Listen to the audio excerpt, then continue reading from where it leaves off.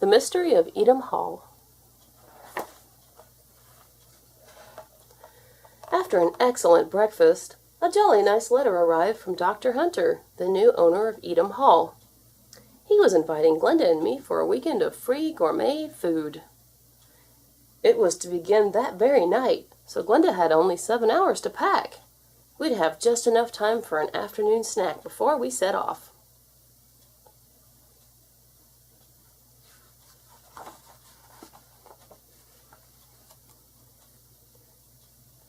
We had a bracing drive up to Edom Hall, though Glenda was slightly spooked by the old road through the woods. She was convinced there were strange noises out there. Silly bird. It was my tummy rumbling.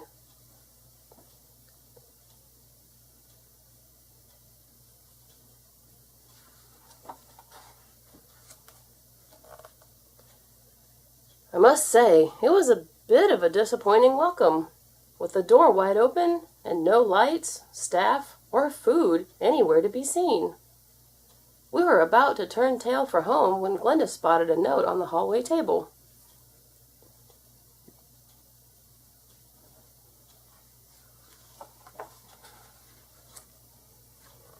It was addressed to Horace and Glenda Pork-Fowler. My dear guests, welcome to my home, Eatum Hall.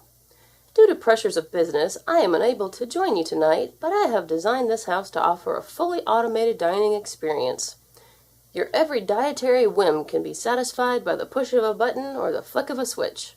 I am delighted to offer you the chance to play a part in the finest dining experience in culinary history, and I will meet you personally in the bandstand on Sunday morning for a final, mouth-watering surprise. An opportunity such as this can only occur once in any lifetime. So, until then, eat, drink, and be merry. Your very special friend, Dr. A. Hunter, FRSW. He seemed like a splendid chap, after all, even if he couldn't spell.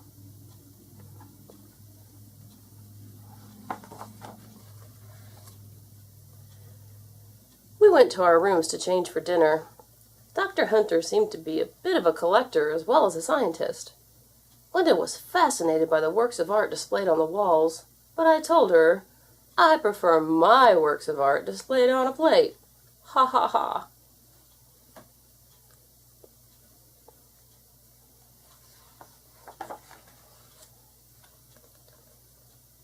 Dr. Hunter must really be a brain, I remarked at dinner.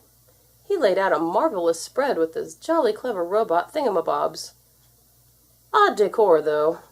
Glenda was not at all impressed, but I thought the portrait over the fireplace was rather good, especially the way the eyes seemed to follow our every move.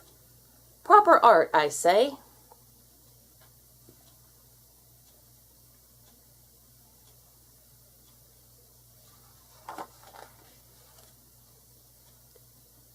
Saturday morning, we had a long breakfast and found a full picnic hamper waiting for us in the hall. We spent the morning exploring the grounds. We spotted the bandstand and a poster advertising a pie feast here on Sunday. It was a shame we'd miss it. We'd have departed by then.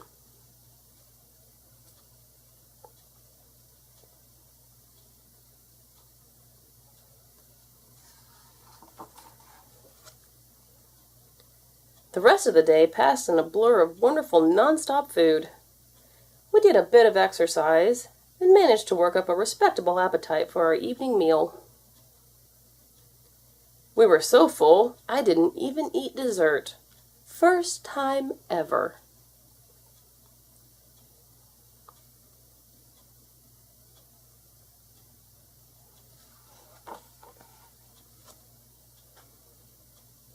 That night, I thought to close my eyes for a few seconds while Glenda applied her lotions. But when I opened them again, the old girl was snoring contentedly beside me. My stomach, however, was far from content. It was grumbling. I decided I'd pop downstairs for a tiny snackette.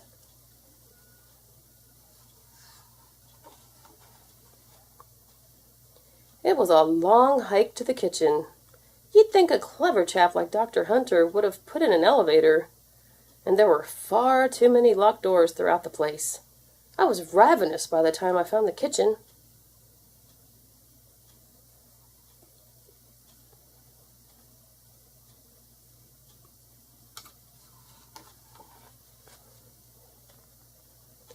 It was odd. There was no light in the kitchen, and no robot helpers, either. I had to fend for myself.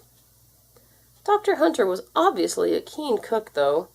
The capital chap kept a very well-stocked fridge. I went back to bed eventually, with a few midnight treats for Glenda.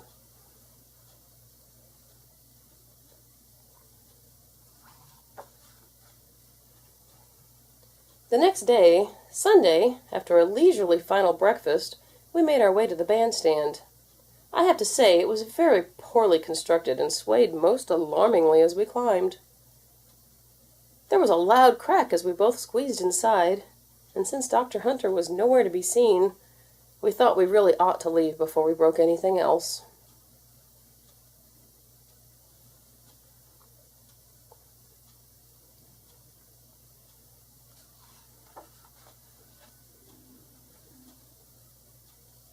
Although we searched for Dr. Hunter, we couldn't find him and decided to set off. We hoped to get home in time for a late lunch. As we left, a coach full of guests was arriving for the pie feast. Dr. Hunter must have been too busy making arrangements to give us our surprise. Never mind.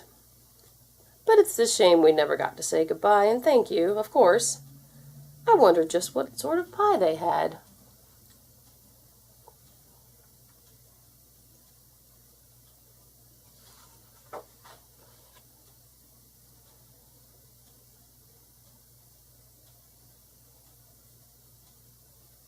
The end. Please subscribe.